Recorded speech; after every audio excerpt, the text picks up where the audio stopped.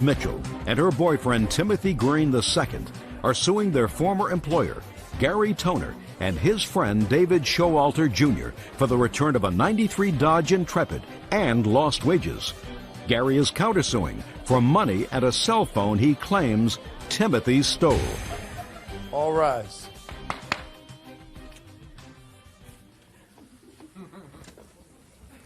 Yes, this is case number 458 on the calendar in the matter of Green Mitchell versus Toner Showalter. Parties have been sworn in, Your Honor. You may be seated. All right, here's another one of those convoluted cases where I need a roadmap just to get through the papers. Let me see if I've managed to, at least in some small measure, dissect it.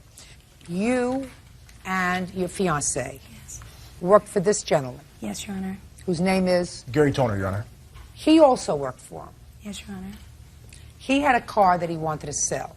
You agreed to buy the car. Yes, Your Honor. This is your story. You made payments on the car. Yes, Your Honor. You repaired the car. Yes, He Your gave Honor. you the title to the car. Yes. Gave you the registration to the car. Yes, Your Honor. And then one day, your fiancé, who was using the car to make pizza deliveries, because that's what Mr. Toner does, he's in the pizza business. Yes, Your Honor. He got robbed Yes. at gunpoint. Yes, Your Honor. After making a whole bunch of deliveries, he had about $800 with him. Yes, Your Honor. Mr. Toner didn't believe that Mr. Green got robbed. Yes, Your Honor. So they came and took your car. Yes, Your Honor. So you want your car back. Yes, Your Honor. Now, Mr. Showalter, he says, I never sold him my car. He says, Mr. Toner and I let Mr. Green use the car, sort of like a rental, for work and for pleasure and to make our pizza deliveries. And when he got robbed, we took the car back because we figured he wasn't going to be working for us anymore, so they took it back. Yes, ma'am. You got this so far? I'm trying to keep up. Try to keep up. Try to keep up. And Mr. Toner has a cross complaint. He says he wants the money back that Mr. Green stole because he didn't get robbed. He stole the money and also a cell phone that was the business cell phone that you allegedly have. That's your counterclaim. Yes, ma'am. All right. When did you purchase this car, Miss Mitchell? I purchased the vehicle in September of 2004. For how much? The total was $1,670, Your Honor. How did you pay for it? Mr. Toner, seeing I was an employee of his, a full-time employee, he deducted $200 from my weekly wages, which was every Tuesday. I have a record here of every week that my money was taken out of my check. Thank you. The top page is the original, then I rewrote it just so you would understand it better.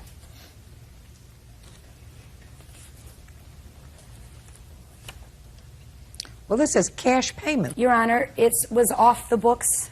While I was with Mr. Toner for 3 years, I was paid off the books. That's just how things were done. Not totally true, Your Honor. It's not what? Not totally true, Your Honor. It's enough true so that the IRS is going to be interested in this case. Everybody perk up. Perk up, perk up. Off this. You know something? If I keep going along like this, Bert, I'm going to balance the budget.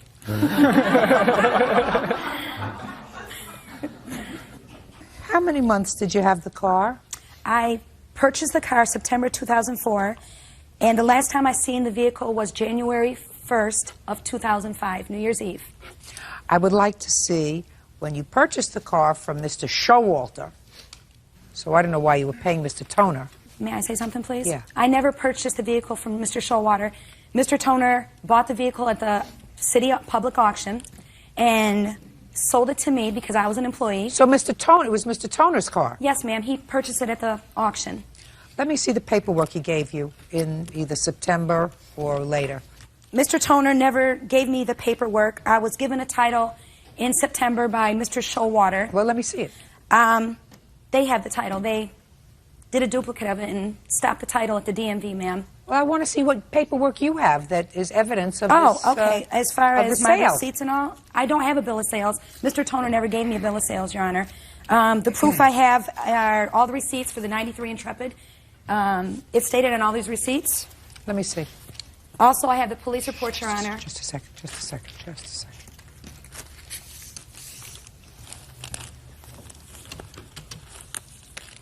So I have parts for the car. There's also a receipt in there, Your Honor. And then you had the windows Yes. tinted? Brake pads. Well, why would they make all these repairs on a car that they didn't own? The arrangement that apparently they had with Mr. Showalter was they would maintain the vehicle. He's using it, making a lot of money with it, and he'd maintain the vehicle. Well, didn't he work for you? Yes. You paid him. Yes. How much? Oh, God, depending on how many deliveries he took, maybe $100 a day. I thought the car didn't belong to Mr. Showalter. I thought the car belonged to you. No, I purchased the vehicle from an auction, Yes. and I then sold it to Mr. Showalter. Can I see the title to the car, please? You say in your complaint, madam, that Yes. Mr. Showalter gave you the title to the car, signed it, and sent it to the Department of Motor Vehicles. Tim signed it, and yes, we did send it to DMV. Why didn't you get a copy of that? Where is it? It never came back in the mail, Your Honor. And I do have Mr. Showalter on tape stating that they pulled a flim-flam on us, that they... Oh, well, I'd love to hear that he pulled a flim-flam. May I play it? Sure. Legit. Okay? Gary went behind my back and ordered a new title. All right, he told me that you did all of that. He ordered the new title, had it sent in. Okay? Told me he was going to take the car on you. I said, I don't want no part of it because me and you were down. Oh no, but he the one said that you the one planned everything. Had the car moved, took it off the lot. Why would I take the car from you? I didn't care. Why would I, if you got robbed or anything from the pizzeria, why would I care? Why would I take, was going to get another title? He said he ordered a title, he was going to take your car.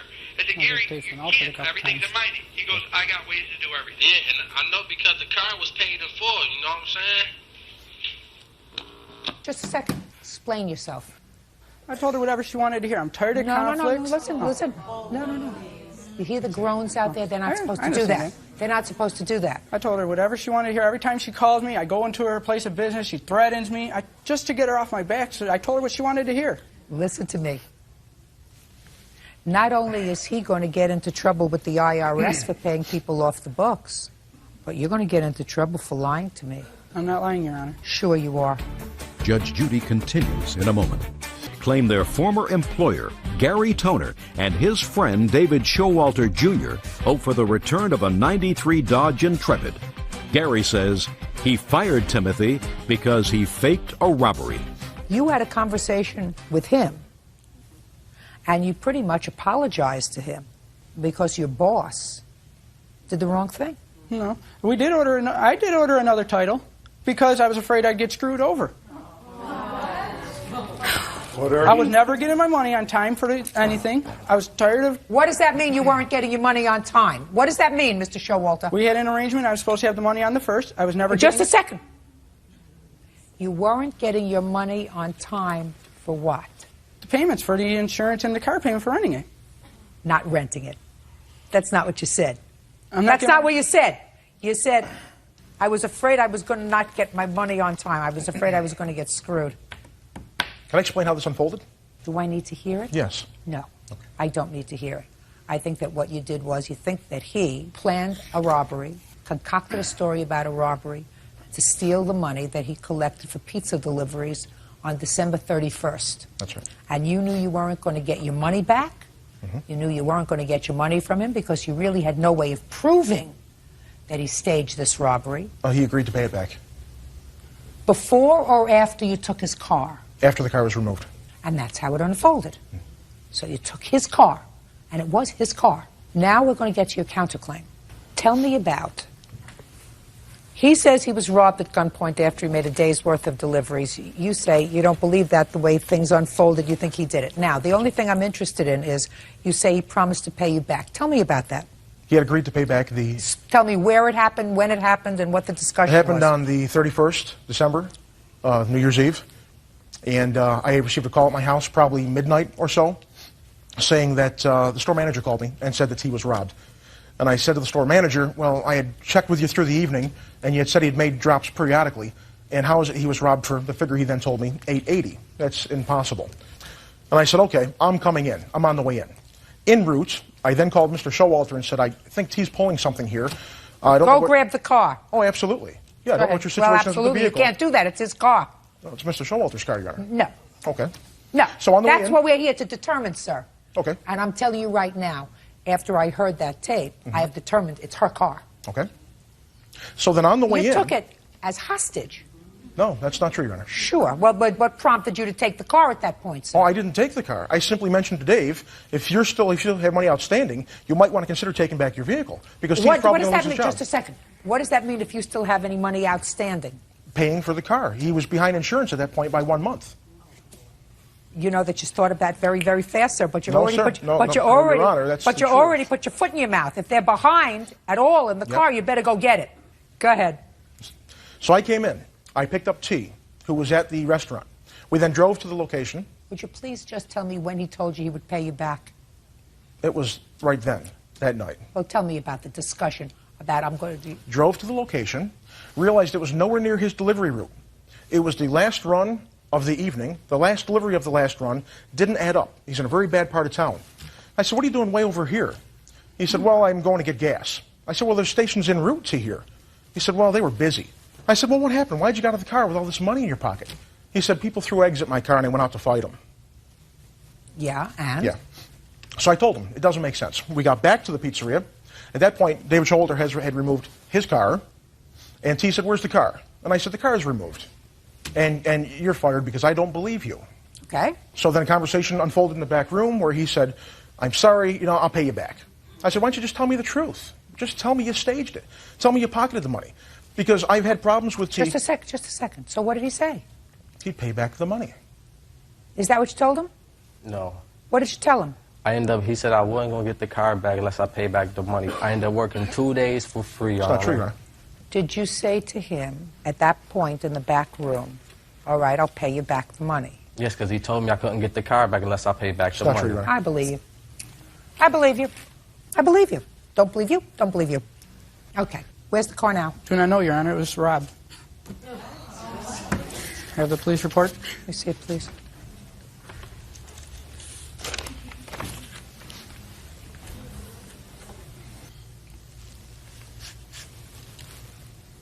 Did they ever recover it? Not yet, Your Honor. I don't like a bunch of fibbers. I think there's a little bit of truth to what you say. I think that they probably didn't fully pay you for the car at the time that the car was taken. I don't know whether you were robbed or not, but I certainly... Excuse me, I do have a police report for the robbery, Your Honor. It's okay. Did they find anybody? No, Your Honor. It just is his statement that he was robbed. Yes, Your Honor. Okay. It also made the newspaper. It's crime-infested there, where the Okay. pizzeria is. So. And it's also more Listen, on the tape. Mr. Toner is skeptical about people telling him the truth. He's skeptical about people being shortcut artists, right? Absolutely. There's a bit of history as well with T. Well, are you a shortcut artist, Mr. Toner? All I want to know about is the cell phone. Where is the cell phone? I have the receipt here. It's, I believe it to be still in Timothy's possession. No, I don't have it. I gave it back. To whom? So who'd you give it to? Back to the Don't pizzeria. speak to him. Who'd you give it to? Back to the store manager. Who was that? That would be Ricky. When did you give it back to Ricky? 2 weeks. 2 weeks later, after my phone had got turned back on, because I was keeping in contact with him about the car. About what? Getting the car back? That I was going to get the car back. Now the car ended up getting stolen. I even got more on the tape. Got it.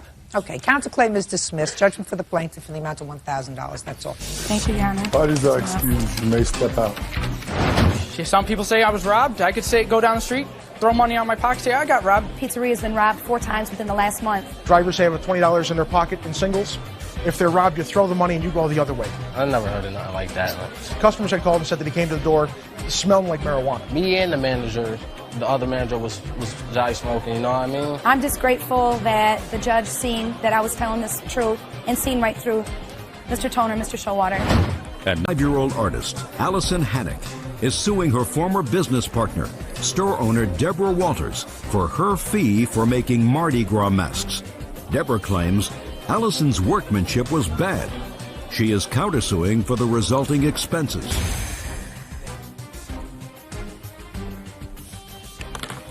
Your Honor, this is case number 524 on the calendar in the matter of Hannock versus Walters. Parties have been sworn in, Judge. You may be seated. Folks, have a seat, please. Ms. Hannock, according to your complaint, you and Ms. Walters knew each other and entered into a joint business venture. Correct. And the business venture was as follows. Ms. Walters would provide the funds and materials, and you would provide the labor in making Mardi Gras masks that were going to be sold this past year at Mardi Gras. In exchange for your labor, your agreement was that you were to be paid a certain amount per mask at the point that the mask was sold, which was $10, correct? Yes. And how many masks were you supposed to make? We were trying to make 1,500 masks. And then there came a point when Miss Walters, according to you, said she no longer required your services for one reason or another. At that point, Miss Walters said, I'm only going to give you $2 per mask. Yes. Your Honor, that is incorrect. Completely incorrect, because we never talked about a set amount. That's what she says. She's incorrect. And you had completed 275 masks? Yes. And she gave you $100? Yes. That's also incorrect. I have receipts. So at that point, you say she owed you $550. She gave you $100, leaving a balance of $450. Right. Then you say she didn't pay you the $450, so now you're suing her for the entire amount. Yes. Which is, whatever, $2,500. Yes. Ms. Walters says that the work that you performed was substandard. You had a lousy work ethic.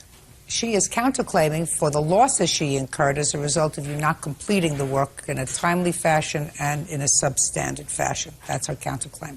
Okay. When did you enter into this business arrangement with Ms. Walters? It was in August of last year. And how did you know her? We met March of last year. I hired her to make a pair of leather moccasin boots. I ended up working with her on and off, apprenticing for about 2 months. Okay, so that's how you knew it. And the arrangement, I think that you both agree on, that you were supposed to make 1,500 masks, that you were going to be paid $10 a piece at the point of sale. Was that That is not correct. We were going to split half of the net profit after expenses, because some of these masks would have only been $10. Just a second. So you say your agreement was that you were going to split the profits 50-50. After the costs. You invested a certain amount in materials. An extreme amount in materials. Okay. When did you start working on the masks? I arrived back in town on November 12th. Where had you been? I was out east doing another job managing a Renaissance booth. And How long did you think it was going to take you to make these masks? Mardi Gras is sometime in January, is that right? February. February? Yeah. February. We agreed that we could probably get it done within 2 or 3 months' time. Your Honor, I've been making these masks. Okay. At what point did Miss Walters tell you she didn't want you to work anymore? I left for Christmas. It was December 28th, I believe, is when I got back. And I talked to her on the phone, and she said she was having a change of heart. She needed a few days to think about it. So I gave her a few days. I came back into the shop, and she said that she had already hired somebody else to go to Mardi Gras, and she didn't want me to go. Okay, Miss Hannock. Yeah. Between November and December, Yeah. you had made 275 masks. Yes. In 2 months. Yes. Then you had, at most, 1 more month to make 1,200 masks. Yes. How did you plan on doing that, my dear? Well, see, that's the thing. That's my question. Most of November, there were no materials. I got back November 12th. She had half a skin. I made 54 masks out of that. She did not order any more materials until November 30th. And I was pressing her. I was like, we have a lot to do. I have a lot of work to do. I can't work if there's nothing to work on.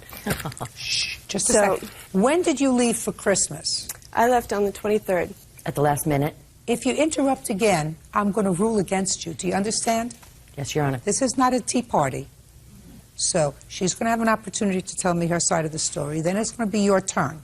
So you're going to have to learn to control yourself. Yes, Your Honor. That's the second time you said yes, Your Honor. Third time, you're out of here. Do you understand? Good. And that means your counterclaim is dismissed, and that means that she will be successful. Understood? Good. Okay. Now I forgot where I was. Do you remember where I was? I have no idea. Ah. Somebody put a period. Okay. So far, I have 275 masks completed at the time when she said, I don't need your help anymore. Yeah. And how much do these masks sell for? About $20 at the cheapest. Is that correct? That is not correct. Okay. The base price is $10. Can I see an example of some of the masks that she completed? Is that one? Can I see it, please?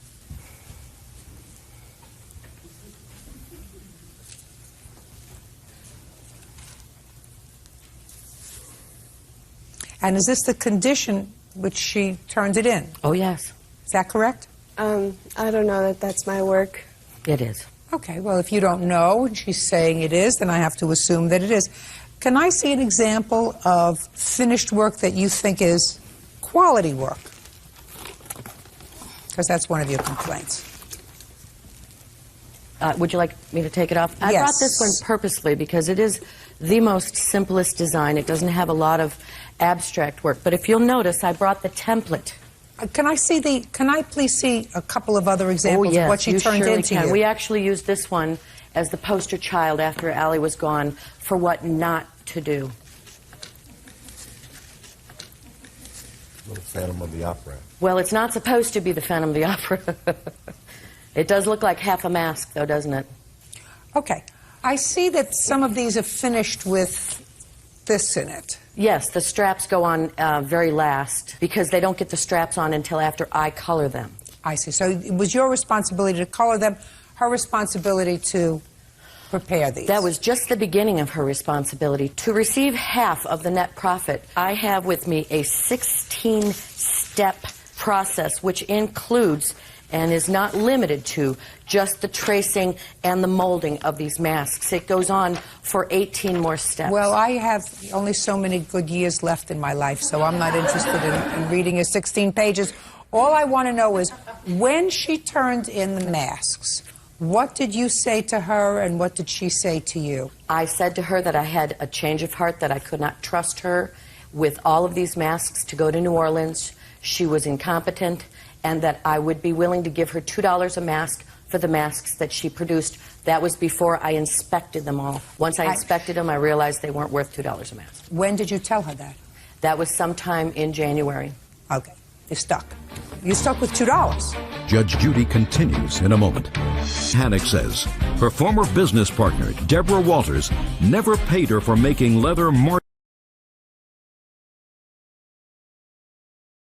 Gras masks. Deborah says the masks were of poor quality. Now, at what point do you allege that she gave you $100? It was probably like the second week of January. Tell me under what circumstances she gave you the $100. Well, we had the conversation after I went to the shop, and she offered me $2, and I was like, well, I want to see something for all the work I've done. I went a week after that, and she gave me the $100. I just walked into the store, she handed me the check, and I walked out. She had said that she would have to pay me $100 a week because that was her financial budget. I tried to contact her the next week, couldn't get a hold of her, and then finally when I got a hold of her, it was after Mardi Gras, and she had said, well, you know, Mardi Gras didn't go as well as I had hoped, so I don't feel that I have to pay you anything. Okay. Ms. Walters, I believe you when you say that this was going to be a joint venture. You probably had the conversation of, we'll split the profits 50-50 after my expenses. However, there was a settlement, and the settlement was when you broke up this joint venture that you would be paid $2 a mask for the work that you did in fact complete.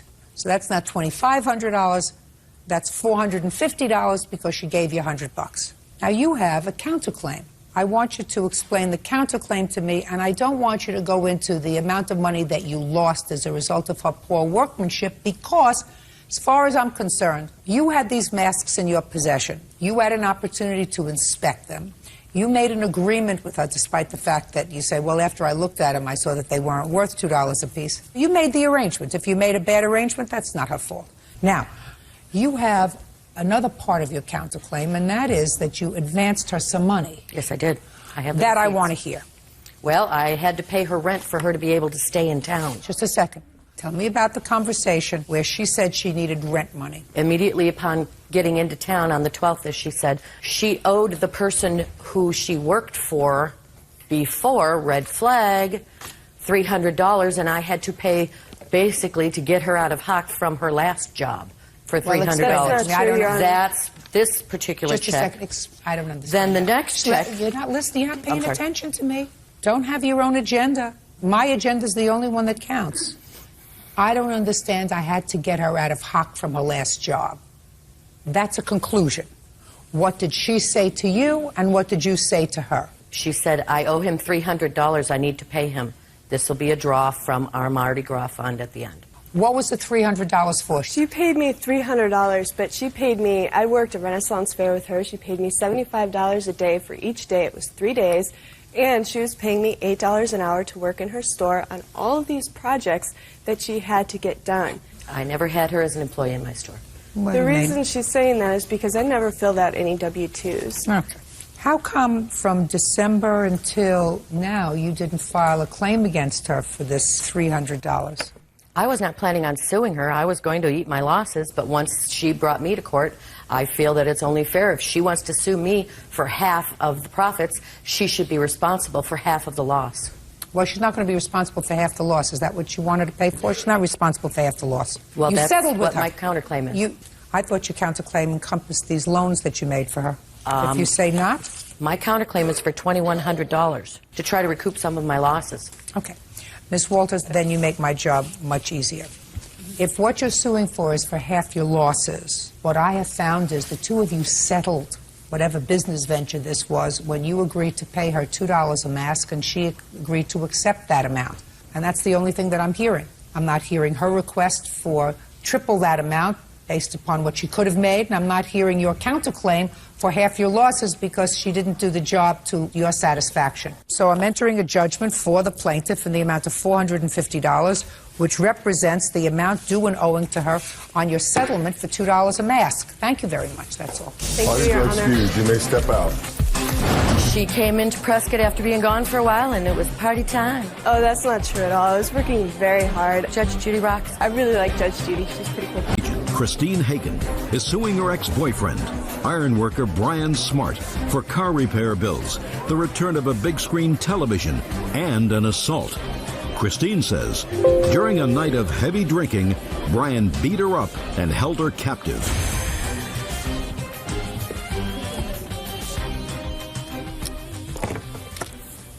Your Honor, this is case number 522 on the calendar in the matter of Hagan versus Smart. Parties have been sworn in, Judge. You may be seated. Gentlemen, have a seat, please. Ms. Hagan, Mr. Smart used to be your boyfriend. I don't know whether you lived together, but according to your complaint, at the time that you broke up, he assaulted you. And during the process of that assault, he also damaged your car. In addition, it is your claim that you stored a big screen TV at his home, and he won't return it. That's what your lawsuit says. And Mr. Smart says that he bought the TV and he never assaulted you. Correct. Okay. When was this breakup, Miss Hagan? It was December 25th. And had you been living together at the time? No, we weren't. I lived with him for about a week in the summer. It was approximately July. Okay. Now, the altercation that you're talking about, you say, happened on December 25th, right. 2004. Approximately what time? It was about 11 o'clock in the evening. Tell me what happened. I had spent the night with him for Christmas to help him with his kids and stuff like that during Christmas. We had problems prior to this with his father not liking me, and so he went to his family's house for Christmas Day, and I went to my family's house for Christmas Day. During that time, he said, we'll get back together later on that evening. He'll give me a call. It was about 10. I got a call, but I couldn't hear it. His family lived about a couple hours away drive. I figured he was probably going to stay there. So I went and proceeded to go to his house that night to go ahead and get my tools.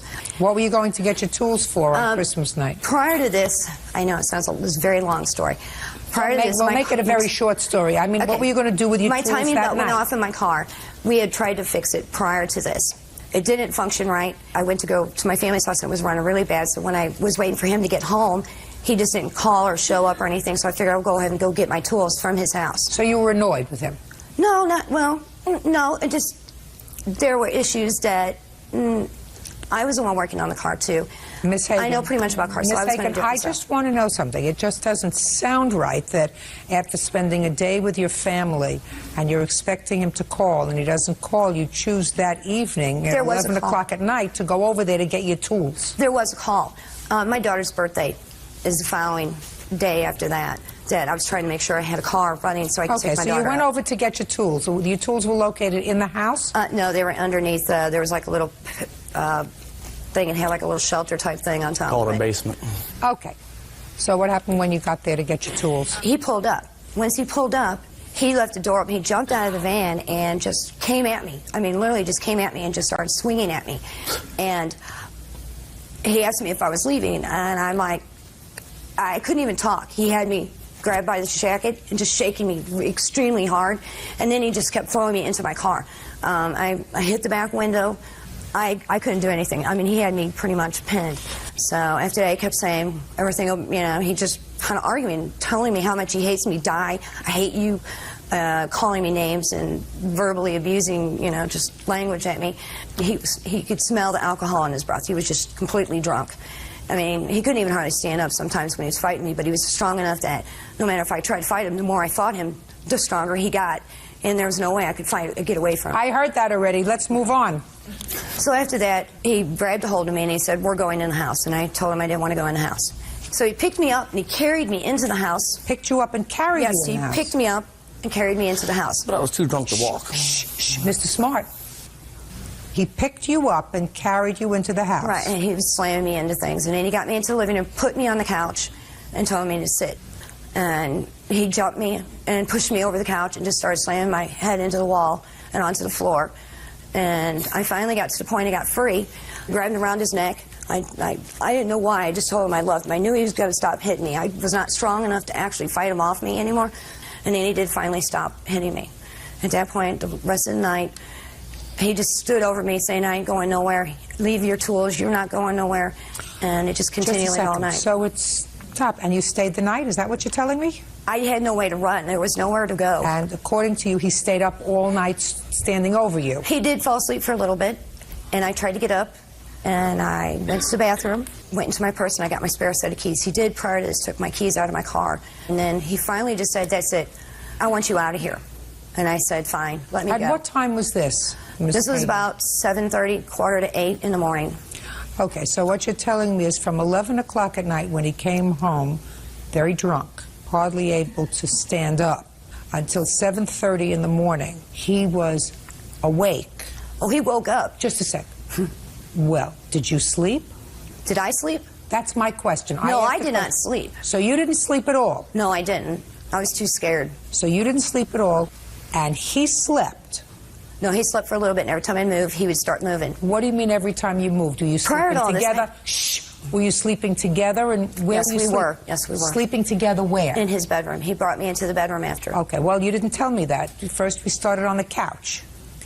Do you have a police report? Yes, I do. I'd like to see the police report, please. Why don't you show her a picture, too? Shh. Shut up. Judge Judy continues in a moment. Steen Hagen says ex-boyfriend Brian Smart assaulted her during a night of heavy drinking. Christine also claims Brian held her captive for the night. Mr. Smart, I'd like you to tell me your version of the events, sir. That evening I came home, it was more like 1:30. When I pull up my van, she's got her car back in my basement, loading up her tools and my tools. I said, I'll come up to her and say, hey, what are you doing? You know, what makes you think you're going to come to my house 1:30 in the morning loading up stuff in my house? She had to fix a car the next day.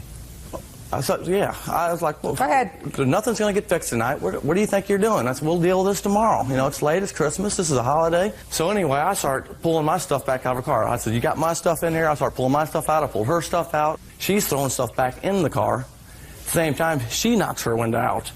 At first, her whole problem was that I didn't spend Christmas with her. That was her whole problem and her attitude, because nobody can stand her because of the bull pulled on me, or excuse me, Your Honor, because of the things she's pulled on me. Everybody's confronted her and told her what kind of person she's been. So anyway, I get her calmed down. We go in the house, we lay down, and I would go to sleep. Did you get undressed? No. Did she get undressed? No. 5:30 in the morning, Your Honor, I woke up. Why did you go to sleep with your clothes on? I was tired, and I just wanted to go to bed.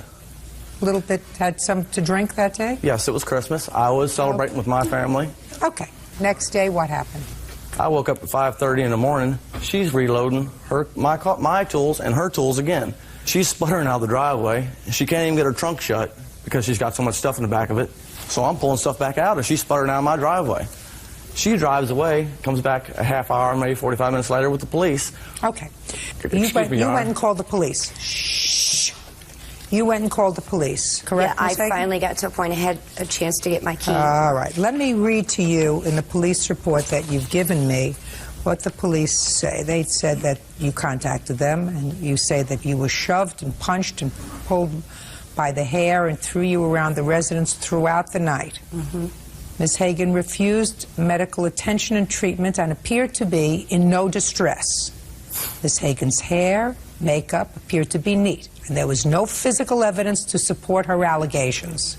How do you explain the fact, Ms. Hagan, that after all you went through that night, beaten, pummeled, thrown over the couch, slept in your clothes, all of those terrible things, why do you think that the police noted there was no physical evidence to support her allegations? I tried to go to the police officer at the time. I've actually tried still continuing trying to get a hold of the officer why they haven't done anything further than this.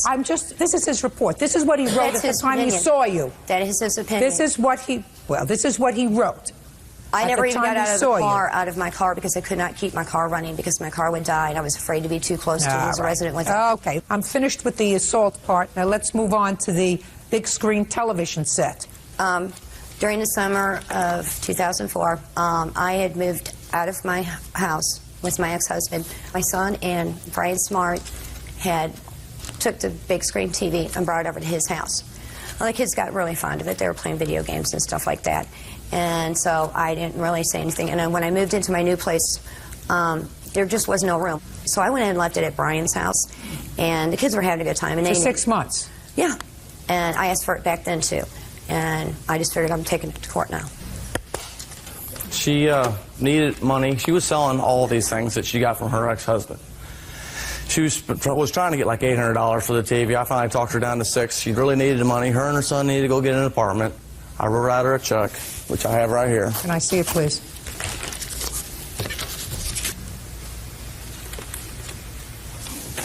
And I believe, if Your Honor. Why did he give you $600? I never received $600. He has gave me checks in the past that to cash in for him so he can pay off bills and take care of his kids for daycare. Why would he give you money? He gave me a lot of money off and on. No, listen to me. First you said he never gave you a check. Then you said he did give you checks to cash for him that he needed for his children. Not for the TV.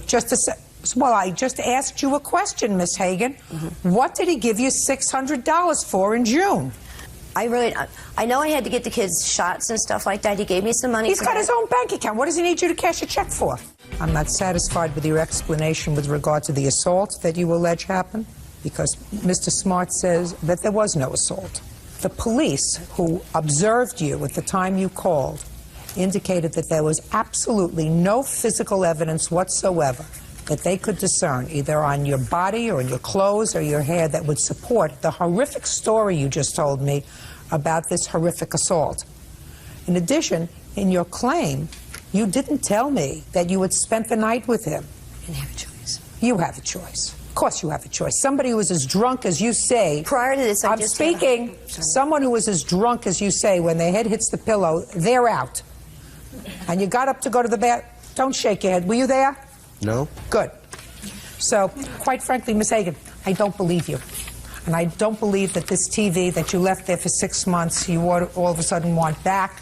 I believe that he gave you $600 for it. There was absolutely no other reason, no other credible reason why he would have given you a check in June at about the same time that you were moving out of your place and going into a smaller place. Your claim is dismissed. That's all. Parties are excused. You may step out. I'm just glad she was smart enough lady to see through this lady's lies and manipulating everybody. I know this guy. I've lived with him. I actually left him because the drugs problem was so bad in his house with his kids doing drugs. He can't keep his constant job. This way for her to go through her life to get more out of society. I never even got out of my car when the cops even, because I couldn't keep my car running. I was too scared he was going to come back at me and run at me again. She's this kind of person that she tries to manipulate everybody constantly to get through life. Amy Jimenez is suing her ex-boyfriend, 21-year-old customer service rep Ronnie Brooks, for damages due to an assault. Amy claims Ronnie kicked her car and then broke her cell phone when she tried to call 911. Hello. It's hard to train them. Your Honor, this is case number 457 in the matter of Jimenez versus Brooks. Parties have been sworn in, Judge. You may be seated. Sir, have a seat. My money's on you. Okay. Ms. Jimenez, this used to be your boyfriend. You claim he has a bad temper, and while you were in the midst of an argument, he kicked your car and then body slammed you on your car, causing damage to your car. Yeah. Now, you're suing him for damage to the car, but not damage necessarily to your body, which causes me some pause, because to me, if somebody took me and threw me against a car, I would sue him for hurting me, but I guess your car is important. And also, you say in another fit of rage, he broke your cell phone. Yeah. Mr. Brooks says, well, he did in fact break the cell phone. Yes, ma'am. But he says with regard to the car, you were trying to run him down, and he merely tried to protect himself by trying to hold back 3,000 pounds with his foot. Right? Yes, ma'am. Okay. When did this incident happen with your car, Miss Jimenez? October 7th. Where were you? We were at my house. How long had you been at your house? About 3 minutes. We'd gotten into an argument right as we pulled up. He was in your car? He'd gotten out of the car, and I was still in the car. And we'd gotten into an argument, and I didn't want to get out of the car. I didn't want him to go into my house, so I told him I was going to take him home. He was coming to your house for what? To take a shower. Why? He doesn't have a shower? His shower didn't have a shower curtain, and I guess he liked my shower better. His shower didn't have a shower curtain? Yeah. How do you do that, sir? Oh, we just took baths. You just took baths in your house? Yeah. Why don't you buy a shower curtain? Lazy, I guess. How long have you lived in this house without a shower curtain? It was like 2 months. 2 months without a shower curtain? Yes, ma'am. Who lives there? Well, it was just me and my brother at the time. Did you used to live with your mother? Yes, ma'am. And your father? Yes, ma'am. Did they have a shower curtain? Yes, ma'am. All right. So he was coming to your house to take a shower because he got tired of taking baths at his house. Yeah. He probably got tired because if he didn't have a shower curtain and only took baths, I guarantee you that he didn't clean the bathtub. That's not true. That is true. She's lying. No. Anybody that doesn't have time to buy a shower curtain doesn't have time to rub-a-dub-dub scrubbing out the bathtub. Anyway, okay. So you picked him up to take him to your house to take a shower. You got into an argument in the car. He got out of the car. You didn't want to get out of the car. You wanted to drive him home. Yeah. Somehow my roommate got involved into this argument, and he went up to the house to confront my roommate, and he assaulted my roommate. And then after that, he came back out, assaulted me, and then... Well, tell me how he assaulted you. He pushed me to the ground and kicked me in the leg. What was the fight about? That he used me. Used you? Yeah. Used you for what? Well, he didn't have a car, you know, he didn't have very much money, and I was pretty much there for him. Okay. So he threw you down on the ground and he kicked you twice. Go ahead. He continued to follow me around, so I went and got in my car, and he continued to yell at me while I was in my car, and then he started... What was he yelling? I wasn't paying attention. I was too disturbed by what he'd just done to me. And so I just sat in my car, and he kicked the hood, and then he kicked the side panel twice. And I have pictures here of the damages that he did. That's not true, Your Honor. This didn't happen at her house. This happened at my house. That's not true. She was telling the truth. She picked you up from your house without a shower curtain and took you to her house that did have a shower curtain to take a shower. Yes, ma'am. Did you go into the house and take a shower? No, I had gotten into a fight with her roommate. Okay, about what? Because he said that I was using her. So I went up to the door, and I asked him if he said something, and he said he did. So he was walking away, and I kept following him. And then I hit him. You hit him? Yeah. What are you, nuts? No, ma'am. Where did you hit him? Well, I didn't really hit him. I kind of put... He was... He hit him as in he the head. Shh. She's lying. No, look, just a minute. You just said you hit him. Well, I pushed him in the back of his head as he was walking away. You know, kind of like that. Not true. Yeah, it is. And after that, we went into the backyard. We argued for a minute. Who argued? Me and him. Well, I certainly would argue with you. I'd probably call the police. And then you got back into the car? And she took me home. So what happened when you got home? Well, we got home. We were going to go out that night. I said I didn't want to go to the club she wanted to go, so she got mad. She was in her brother's car at the time. She thought I stole her keys. She kept coming over there after she went home from the club. My witness is right here. Okay, she was cussing, just ran into my house, didn't knock or anything, just walked in. We're in there chilling, you know. She said, "Where are my keys? Where are my keys?" I said, "I don't have your keys." She leaves and comes back, leaves and comes back. She does this like 3 times, okay? Finally, she comes back with her car. And she said, "Where's my keys? Where are my keys?" She's drunk, by the way. I said, "Dude, you're stupid. If I have your keys, how are you in your car?" Okay, so I had to... That's right. He said, "Dude, you're stupid." Is that what you said? That's exactly what I said. So I had to physically take her out of my house to put her in the car. Okay, as I did that, she was backing up. She backed up like this, and then she went forward like she was going to hit me. And I kicked the car. I did kick the car, but she was trying to hit me. But she wasn't in the car when she did that. Yeah, That was my brother's car. That was not my car. I had put her in the car. You would put her in the car? Yeah. Yes, ma'am. Mr. Brooks, how long was Miss Jimenez your girlfriend? 2.5, 3 months, maybe. Did you like her? Yeah. Why would you put her in her car if she was drunk? Because she wouldn't get out of my house. Weren't you concerned that maybe she would hurt herself driving around drunk in the car? Yes, ma'am, but she does that all the time anyway. She always drives around drunk. Every time we go to the club, we're both drunk and she drives. That makes you dumb and dumber. If you get into the car with somebody who's driving while they're intoxicated, right? Yes, ma'am. Well, why are you so stupid? I don't know. What do you mean you don't know? I mean, we both drive drunk. I mean, I know how to drive when I'm drunk. I don't know. You don't have any children or anything, do you? Well, I do have a daughter. Oh, I was going to suggest you not do that. Now you want to talk to me? Okay. Tell me your name. My name is Derek. Derek, you have a last name. Villanueva. Villanueva. Yes, ma'am. Did I pronounce that well? That's fine. But, so if I wasn't so good at pronouncing your last name, we'll just call you Derek. That's fine. Derek, were you a witness to this incident that happened on October the 7th? Yes, ma'am. Tell me where you were, Derek. I was in Ronnie's house, sitting on the couch, playing the PlayStation. Everybody's got a PlayStation. PlayStation he has, shower curtain he doesn't have. Judge Judy continues in a moment. As says, her ex-boyfriend, Ronnie Brooks, owes for kicking a dent into her car and for breaking her cell phone. Ronnie says Amy was drunk on the night in question. Go ahead. Well, first I heard a noise to the left, and it was a foot coming through the door. That would be her foot. So Ronnie took her to the car. Well, like he said, she tried to run over him whenever she backed up and then came forward, and that's what I had seen. I also saw them yelling at each other, but I didn't see him hit her. He didn't hit her. No, ma'am. Because I read her complaint, and her complaint doesn't say he hit her. That was because his friends were around that time. Well, I mean, his friends weren't around him when you filled out this complaint, madam. Ma'am, she was also drunk, so, I mean, she doesn't even remember me. Oh, you kicked her car. I kicked it, yeah, but she tried to run me over. Yeah, but you kicked it on the side. He also slammed me on the hood several times. I made one dent on that car. He did only kick it once. I only kicked it one time. You kicked it once? One time. Very good, because these pictures were taken 2.5 months later, right?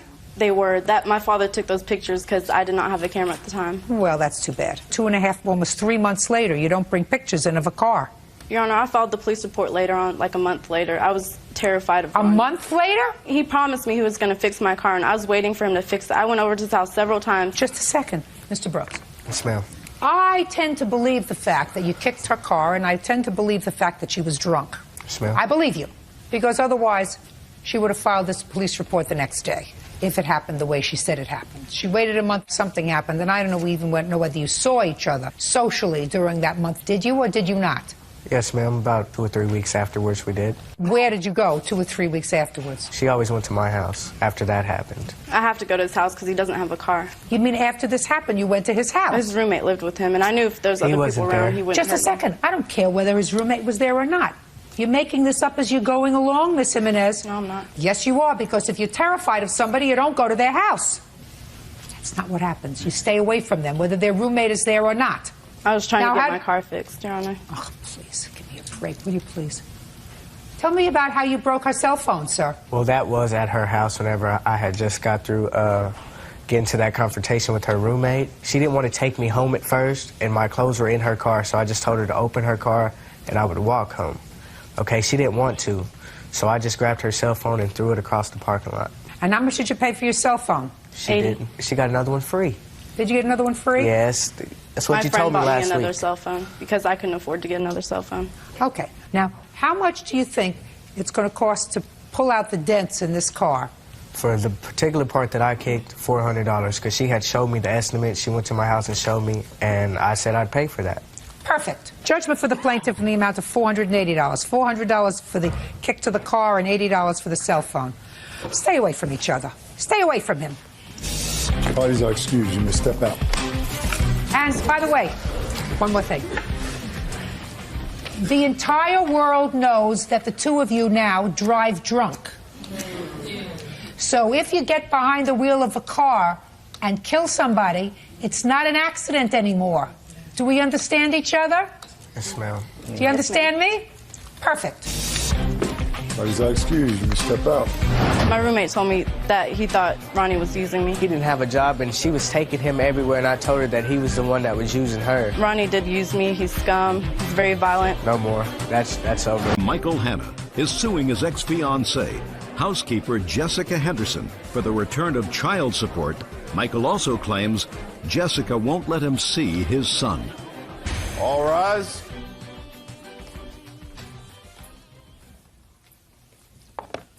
Yeah, this is case number 514 on the calendar in the matter of Hanna versus Henderson. Parties have been sworn in, Judge. You may be seated. Mr. Hanna, you and the defendant have an on-again, off-again sort of relationship, and you have a child together. According to your complaint, you were ordered to pay child support, which you did in fact pay, which was probably being deducted from your salary. Yes, ma'am. And there came a time when Miss Henderson and your son moved in with you.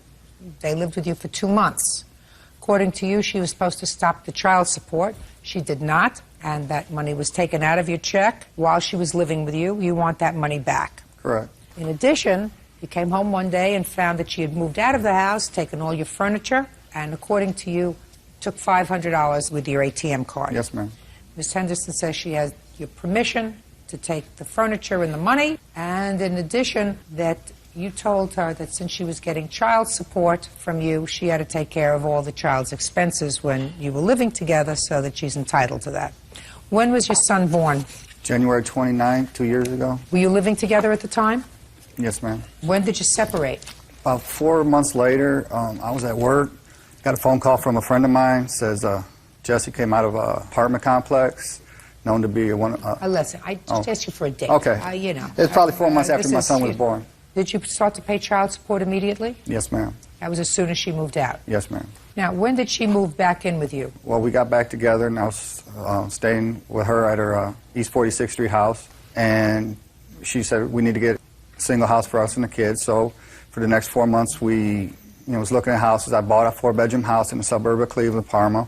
I thought everything was going good. When she moved into the house that you bought, was she giving you any money? She did at first. She gave me $3,000, help pay for, like insurance and stuff like that. Just a minute. So she stayed with you for 2 months in the new house that you bought? Yes, ma'am. And when she stayed with you for 2 months, she gave you $3,000? Yes, ma'am. What did she give you the $3,000 for, sir? It was child support money. She gave it back to me saying, here, since we was living together prior to moving into this house, that she's like, here, it's my savings, take it. And you took it? Yes, ma'am. So what are you suing her now for? Thank you. What are you suing her now for? She sued me back for the $3,000, but she signed a gift letter saying it was a gift, free and clear, no strings attached before I bought my house. Just 1 second. Hold on a second. So she sued you for the $3,000? Yes, ma'am. Did she get it? No, ma'am. So now you have the $3,000? Yes, ma'am. So what are you suing her for? The child support was from when we stayed together at her East 47th Street home that she continued to get while I was living with her. Under Ohio law, she was supposed to report that I was living with her at child support. She never did. Under the new agreement that I bought the new house, the child support was supposed to be dropped. The money is irrelevant. She took my kids and my life. That's the important thing. She has refused up until this week to let me see my children. I continue to pay this. Mr. Hanna, listen to me very carefully, sir. You have to decide what court you want to be in. If you're not here over the money, because clearly, if she gave you $3,000 when you moved into the new house, and this house is in your name, yes, ma'am, and for moving in expenses, for the child support, for whatever, and that was her savings, that's what you just told me, she gave you her savings, I am unsympathetic with you with regard to her taking $500 out of your ATM account. So if what you're saying is that you're angry because she won't let you see your son, that's a whole different story. That's something that I can't do anything about. That's something that you have to do something about. Legal motions have been filed in our hometown. I'm in the process of, going after joint custody with her. Tracking down where she's staying currently is, is another story. Well, But- why do you think she's so angry with you, Mr. Hanna? You know, Your Honor, I come home, I work 6 days a week, I drive truck, I work 14 hours a day. I come home on a Friday night, my whole house is empty. Can you my kids are gone. Can you picture No, everything you own? One child. No, she has another child by a previous relationship. I understand that, but you only have one child together. I consider hers mine, though. Do you with pay all my child heart. support for her? I give that child everything she needed. Do you pay child support for her? No, but I continue to give that child everything she needs. The love and a father. Ain't that the most important thing? No, the most important thing is food. Right? She took that, too. The most important thing, Mr. Hanna, is food. She took that also. I'm asking you a question. So you don't know why she cleaned out your house. Why don't you tell him? He knows why. No, just a minute. He doesn't know why. Because he was cheating on me. Got it? No, ma'am. All right. Yes. That's what's in her head. I know that's what's in her head. If she would stay on her psychiatric medication, things would be all right. Excuse me, Your Honor, it's Zoloft, okay? Depression for the first time he loved me. Shh. Now, Miss Henderson. Yes. You have a child together. Yes. He may not be a wonderful mate. Correct. But you picked him to father your child. Correct. You cannot decide after you have had a child with someone that you don't want them to have any input in that child's life anymore because you don't like. I'm speaking because you don't like them anymore. That's not your prerogative. And if you do that, you're doing a disservice to your son, who will one day grow up and hate you for it. May not hate you for it now because he's 2, 3 years old, but when he's 15, trust me, he will hate you for it. I've been in this business a long time. So I would not fight the issue of regular contact between this gentleman and his child. Can I say something, Your Honor? Sure. When the baby was 6 months old, he had left me for a 19-year-old. Got her pregnant. Now they have a 7-month-old baby together. So? So after I move out, he's got her she moves in a month after I move out. So he's got 2 different women coming to his house. He's drinking all the time. I don't need my son around that stuff. Judge Judy continues in a moment. Hannah claims ex-fiancée Jessica Henderson owes for the return of child support. Jessica says Michael cheated on her with a 19-year-old girl. You have 2 out of wedlock children. Exactly. He's got 2 out of wedlock children. Sounds like a perfect match to me. What I'm telling you is you picked him. He is the father of your son. Don't look at him. Don't look at her. He is the father of your son. You don't have the right to say, I don't want him to have anything to do with him. You don't have that right. If a judge tells you that because it's not in the child's best interest, the judge will make that decision. But I'm telling you that you don't have the right, just because you wear the mantra mother, to say this person who had fathered a child, who you lived with off and on, who this child knows as his father, you don't have the right to cut off that relationship. And you may have the right to cut off the relationship with the older child and him. That's unfortunate if he's been in that child's life for a long time. But you certainly don't have the right to cut off a relationship with his biological son. That's very stupid. So it's all right to let my son go over there while he, have sex with these 2 women at the same time, out drinking, having his other girlfriend, Miss Henderson, taking my child to daycare. Miss Henderson, listen to me carefully. You can be the drama lady from today until tomorrow. You do not impress me. You are not listening to what I'm saying to you. What I'm saying to you is, you're no bargain either. You've had 2 out of wedlock children. Correct. As far as I can tell, somebody else was at least marginally supporting you. I don't know who supports you now. What I'm telling you is, the 2 of you aren't bargains. However, maybe between the 2 of you, you can make one perfect parent. Maybe 50% you, 50% him. You don't have the right to tell him he can't see his son. Your case is dismissed, sir. She gave you $3,000. It's over. Goodbye. Parties are excused. You may step out. I'm not mad. I'm just glad that she voiced her opinion about me being able to see my children. I know his lifestyle, and, you know, I really don't want my child growing up like he did. Judge Judy asked her who helped support her. She lives with a 72-year-old sugar daddy. I know what goes on when the children aren't there. Maybe if I'm living the lifestyle she accuses me of, maybe she still wants a part of it. I don't know. He's not ready to be a father. She'd still be in my house and still be with my kids right now. She wouldn't, you know, she'd just leave the drugs and everything else alone, you know. He'll go his separate way, and I'll go my separate way. And now the next case.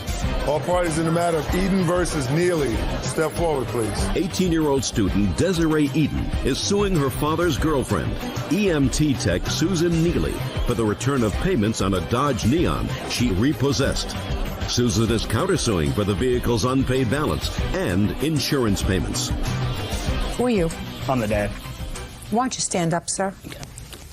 Miss Eden, while this gentleman, who's your father, is not a defendant, I'm going to have him stand here because I think it's important. Miss Neely is your father's girlfriend. They live together, is that right? Yes. According to what I read, a couple of years ago, you needed a car. You were living with your father and his girlfriend. And Miss Neely agreed to buy a car. You were underage, so it was in her name.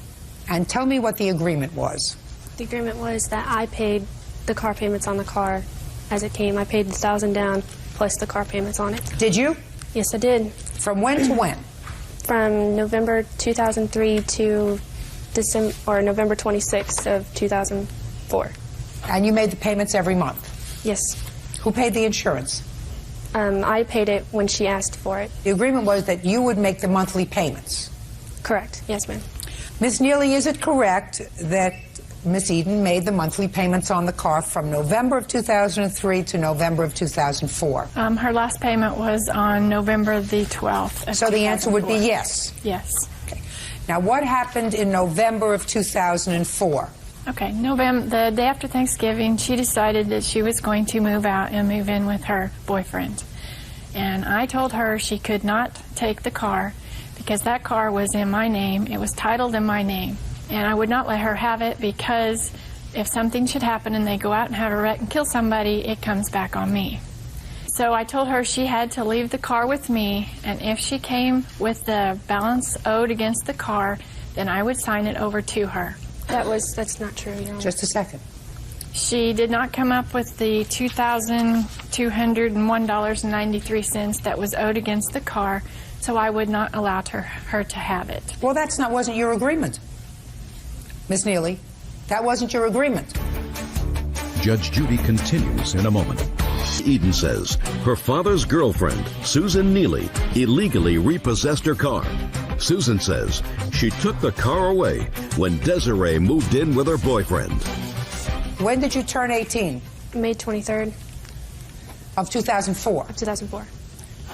Once she turned 18 and continued to make the payments, and you continued to accept the payments, that contract that you had with her, that verbal contract, was ratified, which meant it became a contract. The contract's terms were very simple.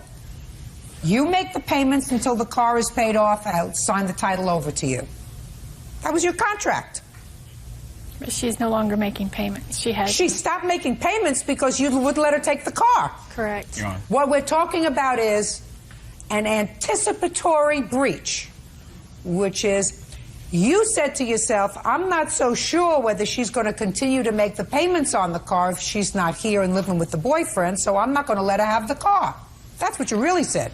Well, our insurance company told us that.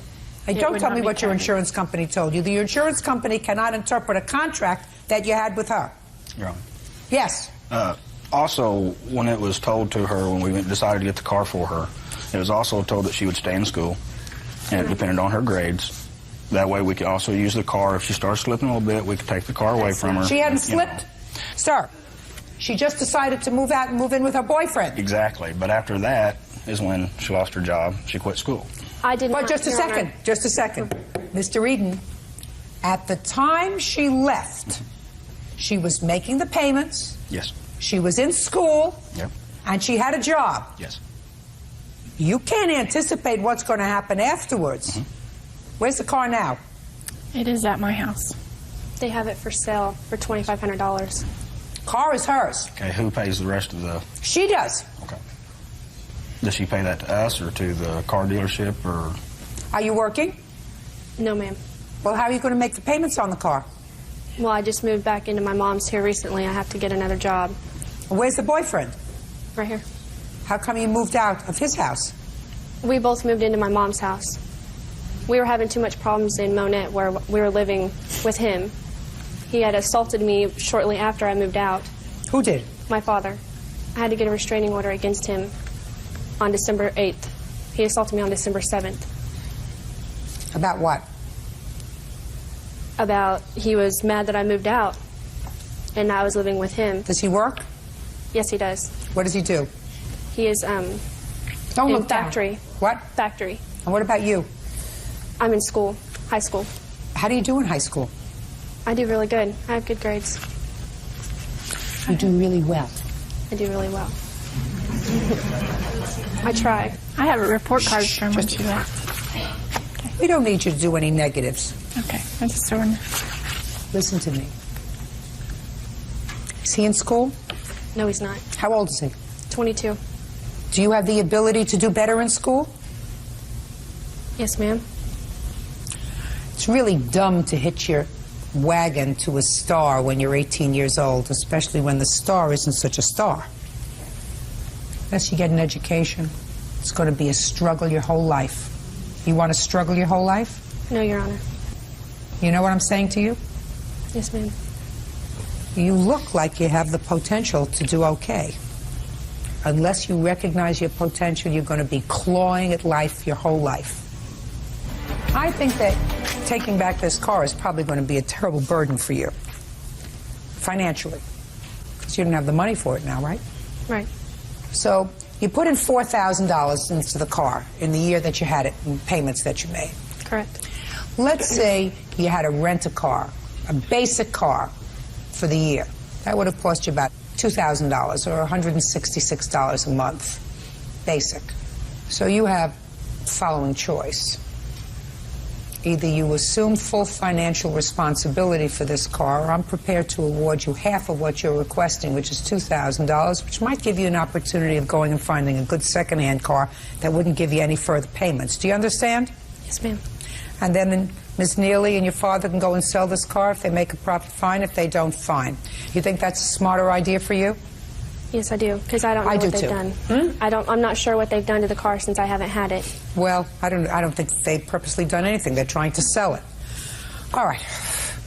You can't anticipate a breach of a contract. You had an agreement with this young lady, and she fulfilled her end of the agreement. She used the car for a year, over a year. She understands that that's wear and tear on the car. I'm awarding her $2,000. Be smart. Buy wheels so that you can get yourself to and from school and to and from a part-time job. Do well in school. Think a little higher than what you know. You know, think a little higher, think. Can I reach my potential, and what is that? Okay. Do you understand? Yes, ma'am. You don't have any children, do you? Oh, no. Right? Right. Right? Right. And you don't plan on any for a while, right? No, ma'am. Very smart. Make sure. Judgment for the plaintiff for the amount of $2,000. That's all. Excuse you, may step out. We went driving around. He got upset because we were going to get married and hit me a couple times. No, I never assaulted my daughter. She moved out, moved in with me, and we had trouble ever since. He basically told her that she couldn't go around anybody and do anything. We couldn't come around her. They like to lie, and they're vicious people, I think. They got what they deserve. They put her through a lot of trouble when I first met her. They're portraying to be such innocent people right now, and they've got plans to move to Illinois just as soon as they get the money to go, and I think they just got their money. I think when he grows up and becomes a man, then he can realize what he's missed out on throughout the years. For things to turn out like this, it's just something I don't know if I'll ever get over. I don't know if she'll ever get over. And now the next case. All parties in the matter of Shirley versus Edwards. Step forward. Financial officer Ron Shirley is suing the father of his son's friend, private detective Rick Edwards, for the cost to fix his Honda Del Sol. Ron says Rick's son, Clayton, crashed it into a gate.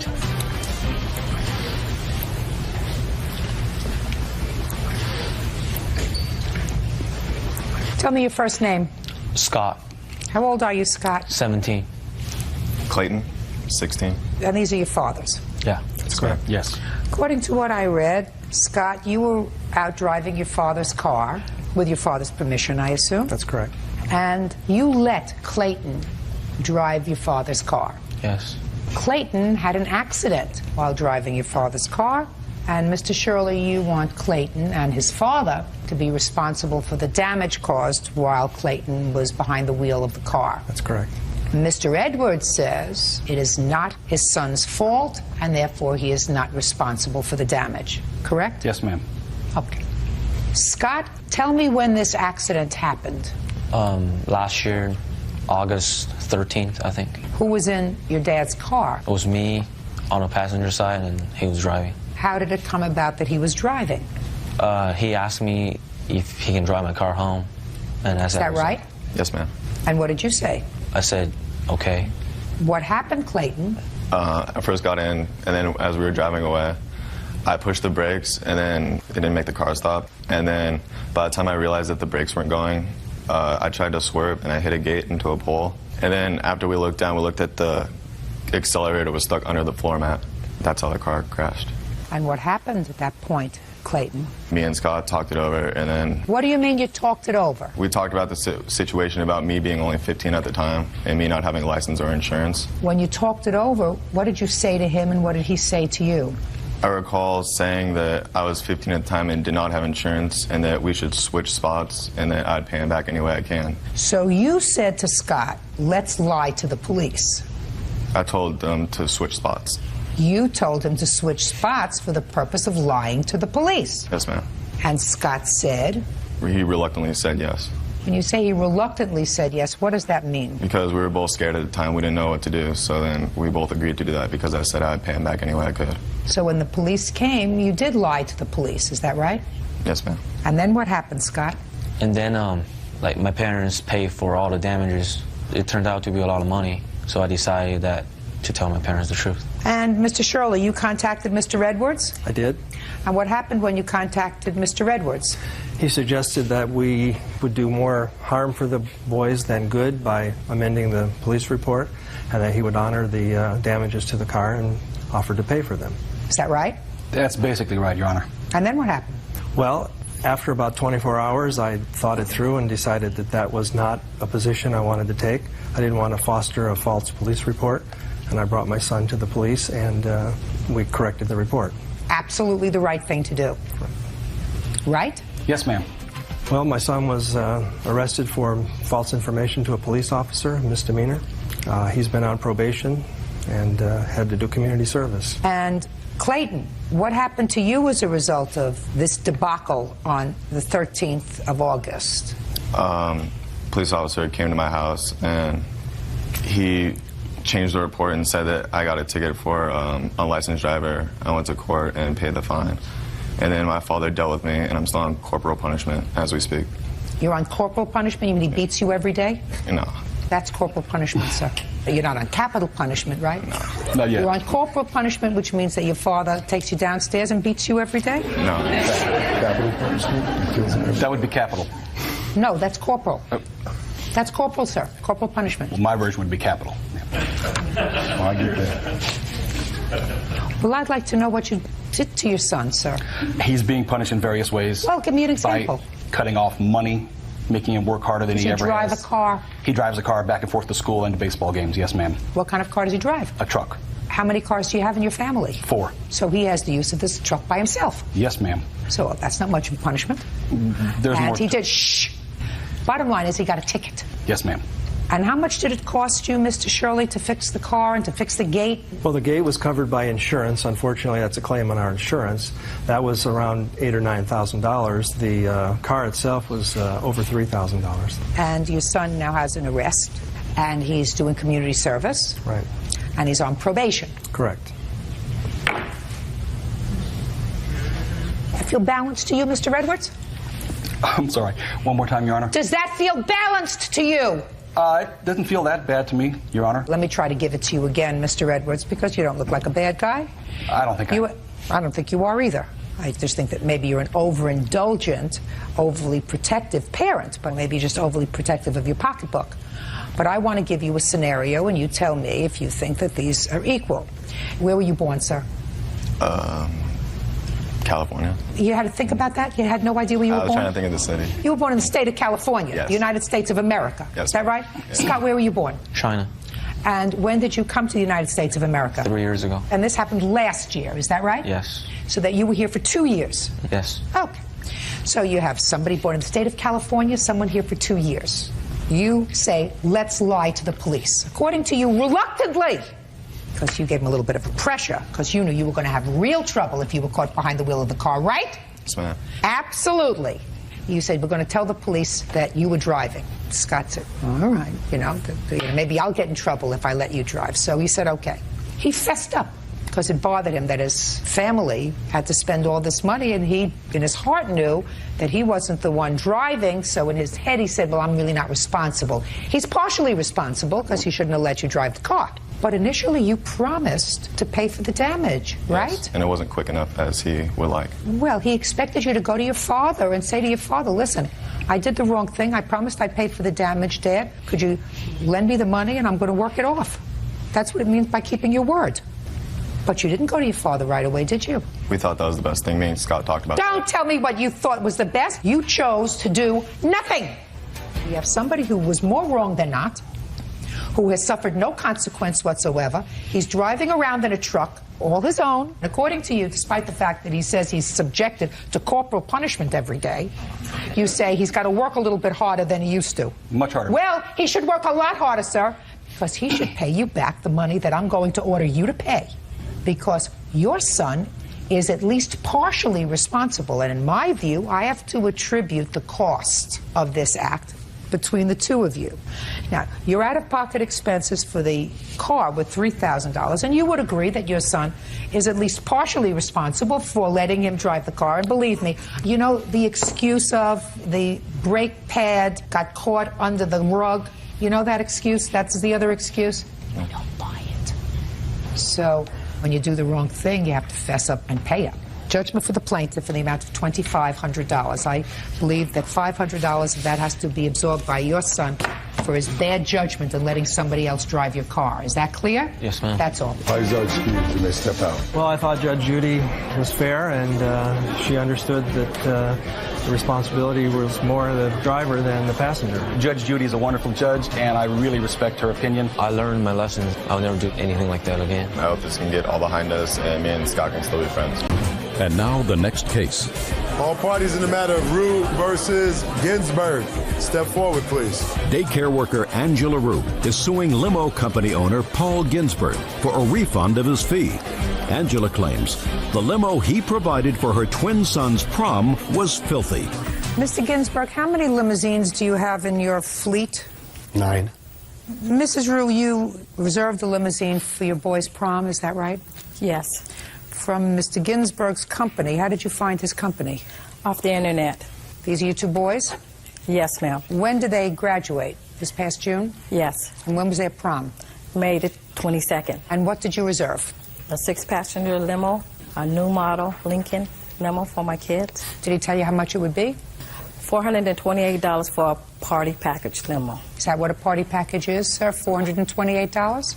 We don't have party packages as per se. A party package is how they dress up a limousine.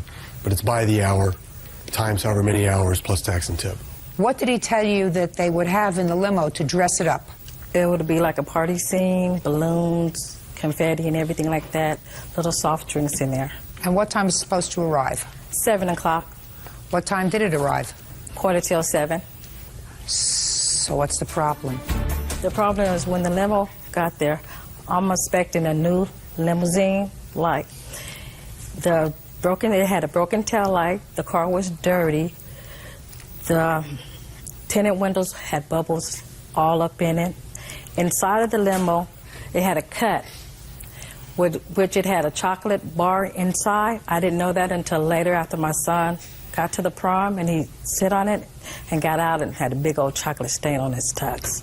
Did you take photographs of it? Yes, ma'am. May I see them, please? This is all this inside. Miss Rue, did you prepay this limousine the $428? I paid it as it arrived there. I paid it.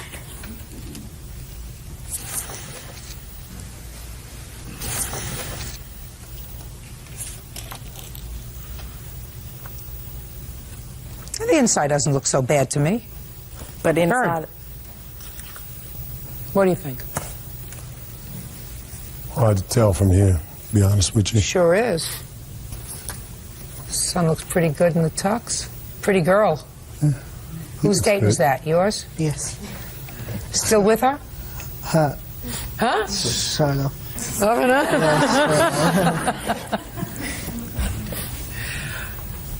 The outside has these little bubbles in it. Is that what you're talking about? Funky. Yes, and I also have a videotape of Okay, it, so too. now I'll take a look at the videotape, because so far I see a broken taillight, but nothing that strikes me as being disastrous, quite frankly. And they said, see this rip. That was rip. We might agree with that, but for $400, you need to get the discount or something. See here, look. Look, ain't this trash up in this here corner? See this tail light? It's flashing and it's white, okay? I just want to put this on the camera.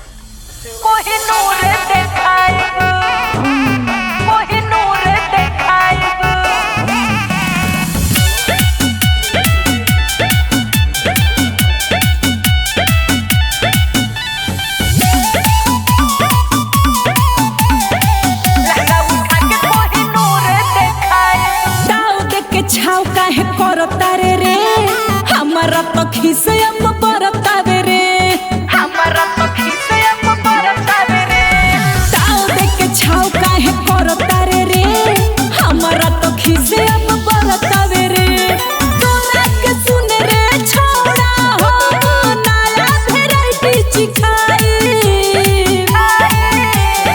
ओढ़नी बिछाई बलोगे बैठाई लहंगा उठा के कोही नूर देखाई ओढ़नी बिछाई लगे बैठाई लहंगा उठा के कोही नूर देखाई नूर देखाई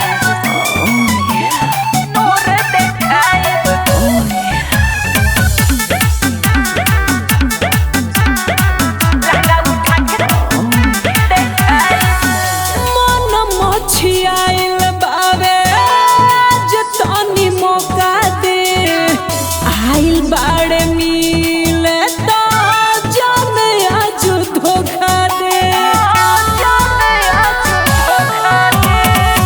मन मछियाइल बावे जतनी मौका दे आइल बाड़े मिले तो जाने आज धोखा दे निमन निमन चीज से आजू तोरा के दर्शन हम कराई बोरा बिछाइब कोरा में सुताइब लहंगा उठा के कोही नूर देखाई बोरा बिछाइब कोरा में सुताइब लहंगा उठा के कोही नूर देखाइब नूर देखाइब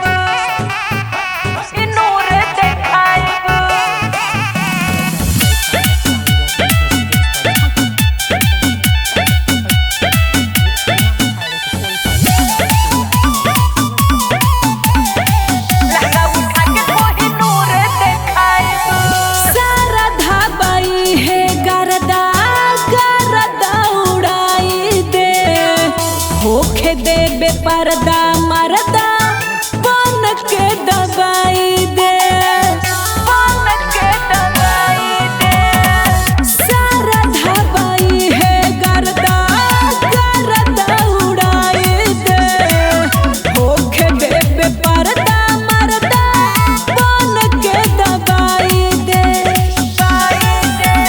सुन रे राजा बाबू सच बतिया तेनी बताई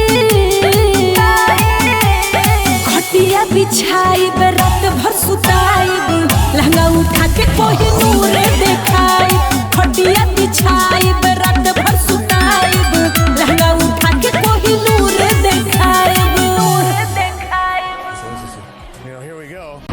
And now the next case. All parties in the matter of Ramos versus Kearney. Step forward, please. 19-year-old salesperson Aubrey Ramos is suing her ex-boyfriend, 25-year-old tow truck driver Tim Kearney, for a loan to pay a marijuana fine and for a cell phone. Ms. Ramos, the defendant is your former boyfriend. You claim he owes you for some tickets that you paid off for him. and a cell phone. Yes. And he says that he paid you for the loan for the tickets, and he doesn't owe you anything for the cell phone. Loans. Let me hear. All right, as of 11/13 of last year, Tim asked me if I could pay a ticket that was amount of $600. It was for possession of marijuana, and I had just received a credit card at that time, so I said I would go ahead and do that. He also said he would pay me every week, $50. And did he do that? For about 2 weeks, he paid me, and then it was every other week, and then it was whenever he had the money. Well, who kept the record? I kept the record. Let me see the record you kept. I don't have, I mean, I calculated it on paper. I don't have any proof other than what the credit card states. No, you said he paid you. So if he paid you, and he paid you for 2 weeks, and then he skipped a week, and then he paid you the next week, and then he paid when he could, somebody had to keep a record of when the payments were made and what there is. How do you know what the balance was? Are you guessing what the balance is? No, I'm not guessing. I totaled it up, and well, show me from what you totaled it up. I just kept it on a scrap piece of paper that I do not have. Oh. Okay. What else? Then, February 21st of 2004, Tim wanted to join my phone bill, have another line on there.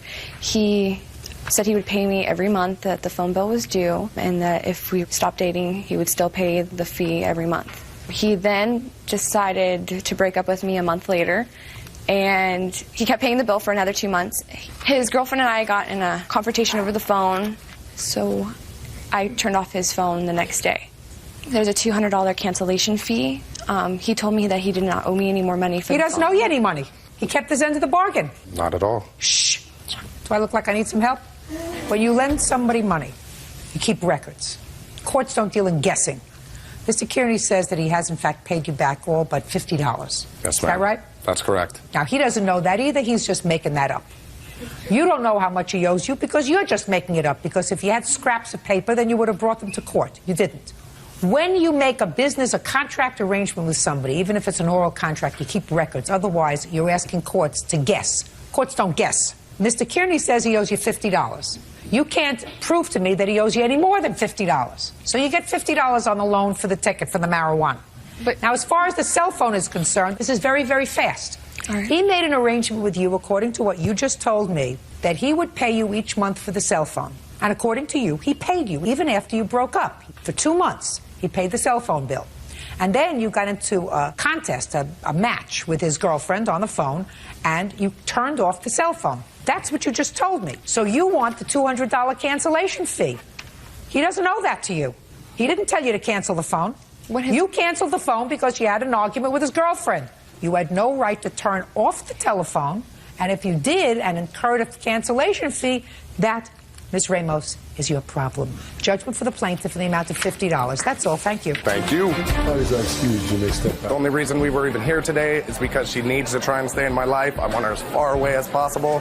Keep her away. Everybody knows he's a jerk and he's cheap. Miss Ramos found out that I wouldn't be with her, sleep with her, have any kind of sexual relations with her anymore. She got real mad, cut off my cell phone. He can stay with his new girlfriend and have a great life. I told her I wouldn't be with her anymore, and she's all, oh, well, is that girl so much better than me? Well, yeah, she is that much better than her. That's why she's my fiance now. He was a liar, he cheated, and he just needed to grow up. I pray to God it's over. He's 25, and I'm 19. I got a whole life ahead of me. And now the next case. All parties in the matter of Young versus Elahi, step forward, please. 19-year-old bank teller Chris Young is suing limo company owner Mike Elahi for ruining his prom. Chris says the limo was too small and over an hour late. Mr. Elahi, you own a limousine company? Yes, ma'am. How many cars do you have? 4. How long have you had the company? This company is about 2 years. What kind of cars do you have? I have a sedan, SUV, and Excursion and Hummer. Mr. Young, Yes. you, according to your complaint, hired the defendant for a prom. Correct. And what kind of car did you rent? I requested, he told me he had a 18-passenger Hummer limo. Is that what you told him you wanted? Right, he said that's all he had left. Did you have a contract with him? I have the credit card statement. Let me see it, please. What night was your prom? It was the night of May 15th. And when had you reserved this? I called her around the 12th, I believe it was. Would you have been just as happy with the SUV or another car? The whole reason we ordered the Hummer is because we had a couple extra people join our group. What time was he supposed to arrive? He's supposed to arrive at 6:30. What time did the car arrive? Around 8:15. What kind of car arrived? It was a 12-person excursion. Did you call the defendant between 6:30 and 8:15? I called the defendant at 6:30 to ask where the limo was. And where was the limo, sir? It was at the location. No, he called you at 6:30, sir, asking you where the car was. At 6:30, I don't recall that. I don't recall that. Well, you don't recall that? No. Well, he does. So then you must be mistaken. I talked to 6:45, I talked to the driver, and he was with the customer. With what customer? With the passengers. These passengers? Absolutely. No. Sir. No. Otherwise, he wouldn't be here today. What's the name of your company? A1 Limousine. A1 didn't do their job that night, sir. They didn't get to his house until, according to him, at least an hour and a half late. Well, it was an hour and a half. It wasn't late at all, ma'am. It wasn't late at all. You don't know that at all, sir. Yes, I talked to the driver myself. Listen to me very directly. carefully, Mr. Alawi. Sure. You can't tell me what the driver said to you. That's hearsay. Why didn't you bring the driver here? Well, driver is no longer with the company. It's no Why longer not? with the company. Well, this job is about a year ago. I tried to find a driver, but It's not a year unfortunately I ago. wasn't successful. All right, well, then you can't tell me anything, sir. I have to rely on what the plaintiff tells me. So the car was an hour and 45 minutes late. All right, I have proof of the limo being late. Can I see it, please? You still have this limousine company? Yes, I do. I would have suggested, Mr. Alawi, that what you do is to credit Mr. Young for that evening, or at least for a substantial part of it, because your company's not going to come out looking really good tonight. Well, according to my note, I checked with Here's the a driver letter from the Agora High School, from the principal, indicating that they received a distress telephone call from the parents of Chris Young, indicating that the limo, which had been ordered, had not arrived, and the students would miss the 9 o'clock deadline for admission. After conferring with me, the students were granted a half-hour extension of the deadline until 9:30. Well, ma'am, they used the service. They used the service, and they were in the car before 7 o'clock. There was no way they were... They were not! They were not in the car. Because, listen to me, the car didn't get there. Well, they could have canceled the whole thing. Why did they use the service then? If the driver was late hour and 45 minutes, why did they use the service? Where is A1 Limousine located? West Los Angeles. I wouldn't use them. Ever. When you have a company, and we're not getting to the condition of the limousine when it arrived, because I read that. When you have a company that accepts the responsibility of providing limousine service for high school kids for their prom, and you don't do the right thing, you have to be able to accept responsibility. Absolutely, that's part of our job, you know, to be And there on time. you did not. And if you did not, you're supposed to be able to say, we did not, and it's a cost of doing business, I'm going to refund your money. Well, that's not true, ma'am. The driver was there on time, and the car was I'm telling you, the driver was not there on time. What part of that don't you understand? Well, I understand what you're saying, but Are you thick? You have pictures of what the car looks like inside? Can I see it, please? Can I see it, please? The pictures don't show any much of Mr. the Alawi. mess inside. But I have a witness that saw the inside of the limo. Who is that? Paula. Step up, please. Tell me your name. Paula Smith-Shamey. I'm the mother of his date. I was there through the whole waiting for the driver. You were the mother of his date? Yes. That would be you. You look very pretty, by the way. Thank you. What time did the car arrive? It was about an hour and a half after it was supposed to be there. And even when the limo did finally arrive, the driver would not take them. He said that he was being told that he could not drive them, or if he drove them, he wouldn't get paid. On his own, he suggested, well, I can take you down there because it's on my way back, but I can't bring you back. Did he bring them back? Well, after negotiating, yes, he did take them, but there wasn't enough room. The kids sat on the floor. 2 of the kids were transported by their parents, but it was still very crowded in there. One of the kids was on the floor. Could you describe to me what the limousine looked like? It looked like a party vehicle. It was leopard print with mirrored ceilings. There was cans on the floor. There was dirt on the carpeting inside. And it was basically... Was this one of your regular cars, Mr. Alawi? That's the answer, yes or no. Was this one of your regular cars? No, ma'am. You subcontracted for this car. That's correct. Judgment for the plaintiff in the amount requested, which was $1,356.25. Mr. Alawi, I'm going to tell you something, sir. You make a big mistake as a businessman. As a businessman, you certainly don't air your dirty laundry in front of 10 million people. That's all. Parties are excused. You may step out. It was dirty. There were soda cans all over it. During that time, the prom, everybody looking for that type of car. We didn't get anything to drink because the cups were already used. Maybe you got dirty after they used the service. We were so have a good time. We didn't let it bother us. Just wasn't what I expected.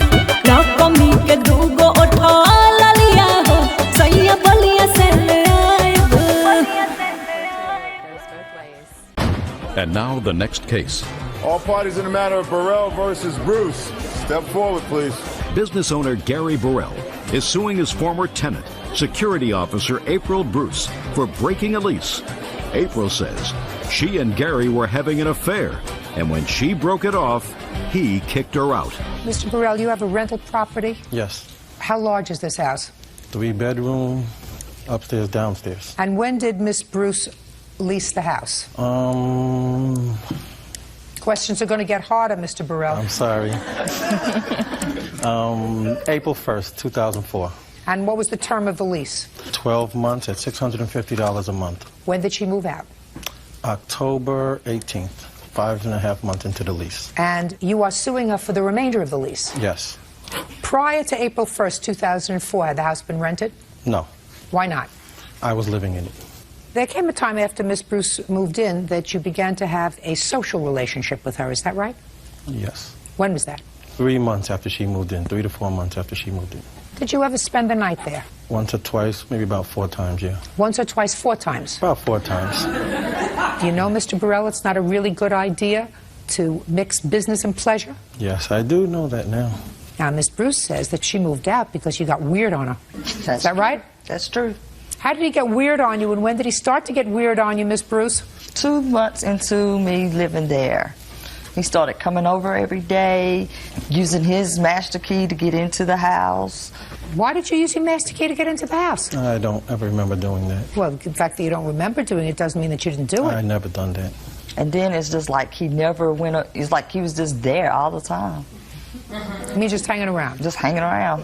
Well, but evidently you didn't mind that because you had an intimate relationship with him. Yes, I did. Yes, we had a relationship, but I did mind the fact that he was there all the time. And I also brought it to his attention that I didn't like the idea that he was there all the time. Why did you move out? The boiling point of the day I moved out was he was there, and he had someone come over. And what do you mean he had someone come over? I'm not following. Okay, he told me that was one of his lady friends. When I heard the car pull up, I didn't know who it was, and he came and told me it was one of his lady friends. And then he told me to stay in the room, not to come out the room, because him and his lady friend will be downstairs, and for me not to come and bother them. I just... Downstairs in your house? Yes. He was just trying to intimidate me, provoking me, really. That's how I feel about it. Provoking you to do what? Provoking me to have a scene with him, to show my furiation. I mean, you know, if you seeing someone and they bring another woman over to your house, I mean, what you gonna do? You're gonna be furious. What's that all about, Mr. Burrell? I don't know what she's talking about, Your Honor. The reason I came over that day was because she had wrote me out a bad check for the electric bill right here. That's why I was there. Can I see it, please? She got intimidated thinking that my niece was going to be a new person to come in and move because she wasn't paying the bills properly, and I was calling her. And there's a $100 bounce check. So the reason that you came over that day is because it's a bad check. Exactly. All right, that sounds more palatable than what you said. Rather than infuriating, which is a word and that I'm going to go look up after we're finished. Your Honor, that's not a bad check I've written him. I placed a stopment on that check. Okay. after I had to move out of the house, relocate, live with family member to family member, I put a stop on that check. I felt like he should have went and lived where he was living at and respected my wishes. Well, I didn't hear anything about wishes. I know, but why was he coming over? Why was he taking over the property? Because you were living, you were hanging out together, you were sleeping together, you were in a relationship together, he was hanging out in your house. That's why he was there all the time. But I couldn't even make my own decisions in the house. I mean, he was coming over there. I don't want this in my house. Okay. I don't want this Listen, in my house. Mr. Burrell, what was the rent on the house? $650 a month. And you want from her $3,900 because she moved out owing you that much rent for the whole 6 months rent. You're not going to get that, sir. But what I am going to give you is 2 months rent. She should have given you a couple of months' notice. This is going to teach you a very good lesson. You rent your house again, keep your pants zipped up.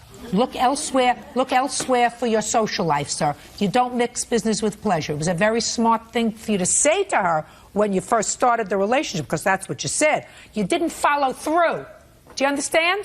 Yes, ma'am. So, you cleaned up the house, you made repairs on the house. She should have given you notice, at least 2 months' notice. She didn't.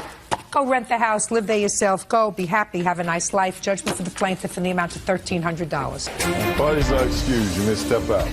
She didn't know at the time who was there at the house. When she found out, she used that as a crutch to blow up, infuriation, and create a scene and find a way to get out of her bills and her situation. I hope he goes on with his life and be happy, because I moved to North Virginia and I love it there. Don't mix business with pleasure. And now the next case. All parties in the matter of Craddock versus Rodriguez, step forward. Small business owner Joanne Craddock is suing her sister, cocktail waitress Deborah Rodriguez, and her husband Gilbert for their share of a Disneyland vacation. The couple says Joanne gave them the money because they couldn't afford to go on the trip. Miss Craddock. Yes. Mrs. Rodriguez is your sister, and I assume this is her husband. Is that right? Correct. According to your complaint, your sister owes you for the expenses for a trip that the two families took to Disney. Yes. Your sister says that there was never an agreement to pay you back the money that she did in fact use. She had some financial problems. You insisted that she accompany the family to Disney, told you would take care of things, and that this whole thing stems from an unfortunate incident surrounding your father's death. When was the trip to Disney? November of 2003. And was it an overnight trip or a day trip? We were there for a week. Debbie and Gilbert took our van, and we took our other van and drove down, and we stayed at a timeshare for a week. So far, is that true, that you took their car? Yes. And the trip had been planned for both families? Yes. So why did it become necessary for you to take money from your sister? On November 9th, I got in a car accident where it was a 3-car accident. One car hit my car right on the driver's side door. Was taken by ambulance to the hospital. Had to be out of work. The car had over $5,000 worth of damage. So I had to call my sister and tell her that I wasn't going to have the money to go. She really wanted us to go on this trip. Is that what, did she call you? At all. Okay. Tell me what she said when she called you and told you she needed your car. We had offered her our van, and they would just put the gas in it, and we would take our other van, and the timeshare was already paid for. We each had our own timeshare. Had you paid for it already? Yes. How much was that? $220, I believe. We paid for that almost a year before we went, so that was all So paid the for. room was paid for? Yes. So what was the conversation about money that you had with your sister? They told us that they were low on money, they didn't have any more money, and we said that we would put things on our charge for you, but don't let me have to take you to Judge Judy. Honest to God. And here we are. Judge Judy continues in a moment. And Craddock says her sister and brother-in-law owe for a trip to Disneyland. Deborah and Gilbert Rodriguez claim the money was a gift until a family argument changed everything. So she started to put monies on the credit card for your family. Mm-hmm. What makes you think that she wasn't expecting to be repaid when you could afford to repay her? I couldn't afford to repay her, and she knew that. I said, what makes you think, considering you are not families who have lots of spare cash, car hit you, I assume that you're suing the driver of that car? Yes. So eventually, are you going to either settle that lawsuit or come into some money? Why would you think that your sister, who doesn't have a lot of money, would not expect to be repaid? Because I called her before we took the trip, after my car accident. I'm a cocktail waitress. I live on my tips. Yes. I knew I would not have enough money to do this trip. And she said to you, what? She said, I want you to go on this trip, and I'll help you out. So my question to you is, I'm going to come back to my question. She helped you out. She gave you a car to go down in. Why would you think that you should not send your sister $50 a month and say, listen, thanks for helping me out, my family, we all had a great time on the trip, and if it wasn't for you, we really couldn't have gone. I'm going to send you $50 a month till it's paid off. It was never alone, and the only time it became an issue, she filed for this suit the day after my father died. And the reason she did that was because she was making everybody very uncomfortable. She hadn't spoken to my father in 15 years. She wouldn't have been at my father's house if it hadn't been for me. I pushed for that because I thought it was only fair that she see her father before he died. And things went very badly. She was behaving badly, and I had to kick her out of the house. My aunts came from Rochester, New York, an 8-hour trip. She wasn't allowing them to spend any time with their brother. The situation became out of hand, and I had to throw her out of the house. That is when she said, you're going to make my life miserable, I'll make your life miserable for the rest of your life. And the next day, my father died on the 11th. On the 12th, she filed this suit. It had never been an issue until that day. Everything she just said was a complete lie. Was there an incident that happened prior to your father's death? My father's wife did not want me around for 15 years. I only lived a quarter of a mile from my father. Okay, so it was my father that died also. So my sister and I are adopted, and we have never gotten along. Okay, we were trying once again to have a family. My sister did work very hard so that I could see my father, and I did spend 36 hours up with him because I had not seen him in 15 years, other than twice in the mall. And it wasn't my doing; it was his wife's doing. You know, she's his wife. Whatever. So, yeah. So everybody was in the kitchen. I was staying with my father, not doing anything, and my sister said, "We need to talk." And I, can we do this later? He's got hours here. And I wanted to be with him as much as I could. And all of a sudden she's telling me how she's going to call the police, and I never went to my father's wake or his burial because she told me I'm the one that was making everybody uncomfortable. Stayed away. That's unfortunate. But now that my father's dead, he was the pole for us to get together or do anything. And probably after today I'll never see my sister because we aren't close. Well, that's unfortunate. It is unfortunate. It's very unfortunate. That's unfortunate. But that's not the issue. The issue is there an expectation, an understanding that that money is going to be repaid at a time when you get back to work and your financial situation is improved? I have to determine whether that was your understanding with her. Okay, can I say something, Your Honor? You can say something quickly. There was no understanding on that matter. Would it have been nice to have paid that? Yeah, I think basically, but after this was filed, this frivolous lawsuit, no, I think we don't owe that. We never agreed to that. Well, let me ask you, if it was nice before, it would have been nice for you to pay them back, right? Perhaps. Mr. Rodriguez, life is about being a moral person. I agree, Your Honor. You're mouthing the words. You're mouthing the words, but you're not doing what you're supposed to be doing. If you're a moral person, and if you are unemployed, and you have 2 children, are these your 2 children? No, but I would consider my 2 children. He's their stepfather. Do you have children? Yes, I do. Where are they? Texas. How old? He's 22. When was the last time you saw him? It's not an answer. About 2 years. 2 years ago? About 2 years ago. I mean, don't you wake up some mornings and say, I have a child that I haven't seen in 2 years? Yeah, I do. Mr. Rodriguez, listen to me very carefully, sir. Sometimes you're better off not speaking. Do you understand? True. Especially when it's not your family. I understand, Your Honor. Good. But it just boils my blood that she's going to stand here and just makes silly accusations. Mr. Rodriguez, she's not making any silly accusations. I think so. She's saying that her sister and her husband, 2 able-bodied people, had to borrow money from her. Stop shaking it. Had to borrow money. You don't use the word borrow. Had to take money from her in order to go on a vacation that had been planned for a year because you, sir, didn't have a job. Right. And as far as I'm concerned, you can always get a job. It's not necessarily the job that you like when I used to sit in the family court, you know what I would do? On my way into work, I would pass all the places where there were signs that said help wanted. Car washes, grocery stores, fast food restaurants, and I would have a list of those places and their addresses. And whenever a father came to court and said, I don't have a job, I can't pay child support, I would say, I have a list here for you. Because when you make a family, you have to work. You don't rely on somebody else to take care of your business. That's why you're supposed to sometimes, Mr. Rodriguez, keep your mouth shut. Got it? Good. Judgment for the plaintiff in the amount of $380, that's all. Parties are excused. You may step out. It was a great vacation.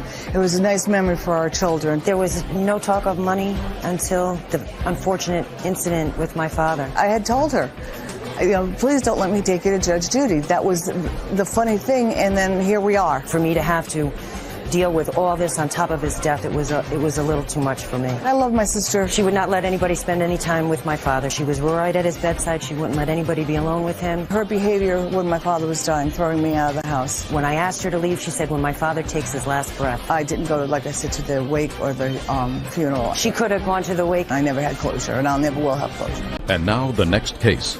All parties in the matter of Butler versus Owens. Step forward, please. 24-year-old law student Camilla Butler is suing her former roommate, personal banker Nicole Owens, for breaking a lease and unpaid bills. Nicole says she gave Camilla ample notice. Miss Butler, you and Miss Owens were roommates. You claim she moved out prematurely, owing you 2 months' rent. The 2 months were for the months that you were not going to be there, but you claim an agreement that she would pay rent until the end of May. You also claim she owes some bills. She said she gave you 3 weeks' notice, and she left her $250 security deposit with you. That more than covers any outstanding bills. That's your defense. When did you move in together? Your Honor, we moved in together on January 22nd. That's when we agreed to move in together over the phone. Okay. Now, you moved into an apartment that you had or she had, or that was a brand new apartment? It was a brand new apartment for both of us. Good. Can I see the lease, please? Absolutely. Who found the apartment, Miss Butler? The defendant and I agreed to move into the apartment one day. Gage and I went up to Long Beach to... So you looked at it together for the first time? We found it separate. I'm sorry. I found it alone. And you signed the lease alone? She did not sign the lease. However, that means that she is not a signatory to the lease. If she did not sign the lease, madam, then she is not responsible under this lease. You understand that? Yes, Your Honor. So this is not the lease upon the contract that you are suing on. You're suing on a contract that you had with her, according to you, to live in the apartment until the end of May. That's correct, Your Honor. It was an Good. oral agreement. May I see that agreement? It was not in writing. It was oral, Your Honor. Well, tell me about the oral agreement that you think is binding. Okay. We agreed orally over the telephone to move in together. We agreed on an apartment together orally, and we agreed orally that she would sign the lease that evening. But she never did. That's true. She never did sign the lease. Okay, Ms. Owens, let me hear what happened on the 22nd of January. I never said I would move in and stay there until May. I never made an oral agreement that I would sign the lease that night. None of that ever happened. Well, when she called you, did she tell you how long a lease she had to sign? It was month to month.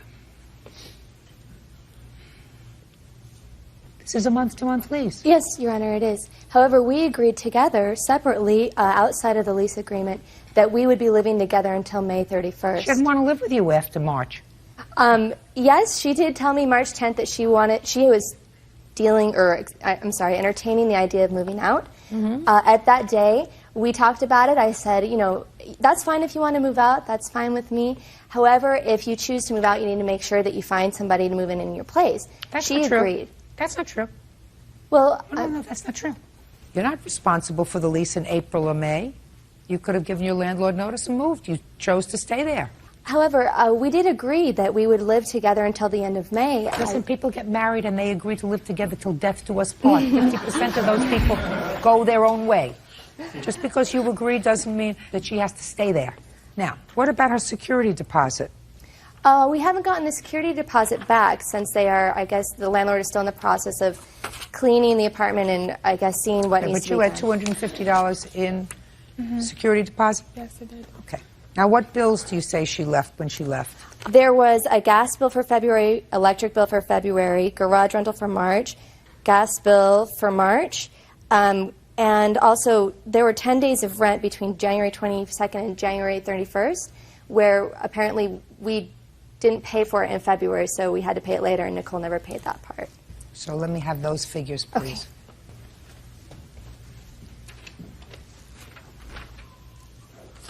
Your Honor, would it be okay for Gage to testify about the conversations he had with Nicole? Sure. Last name? Ron. I'm ready to hear you. Essentially what happened is Nicole said, I'm just going to leave, and that's the end of the story, and that she gave Camilla her 30 days notice, but the landlord required that 30 days notice. Well, let me tell you, I've looked over your damages. Your damages, you say, were $1,129.83. If you deduct April's garage rental, because she wasn't there in April, and if you deduct the $850 in rent, comes out to exactly $249, and she's got $250 in security deposit. So really the only issue is it reasonable for Ms. Owens to pay you 1 month's rent to have given you a full 30 days notice of her intention to leave? Do you think it was reasonable for you to give her 1 month's notice, 30 days notice? I didn't even know until 3 weeks prior that I would be moving out. That's not her fault. I know. That's your fault. That. Yeah, that's your fault. And 30 days notice is not unreasonable, because if she were to give the landlord 30 days notice pursuant to the lease, then she could have, I don't care if she went home to live with her mother. I don't care if she went home to live with this guy. I don't care if she goes into a shelter. That's not the issue. The issue is you had to do the right thing and give her 30 days notice, which you didn't do. Yeah. Right? Yes, I understand that. So, minimally, you owe her $425, which is your half of the rent for 1 month. Mm-hmm. And the rest of the bills is more than covered by her security. You left the place pretty clean? Oh, yes. Good. Judgment for the plaintiff in the amount of $425. That's all. Excuse, step out, please. Her boyfriend recently totaled her car, so I'm sure she needed money to fix whatever problem she had with that. Oh, that's certainly not the case at all. My insurance covered the car. It was not a problem. It went well. I'm just glad I didn't have to talk a lot. Judge Judy cleared it all up for us.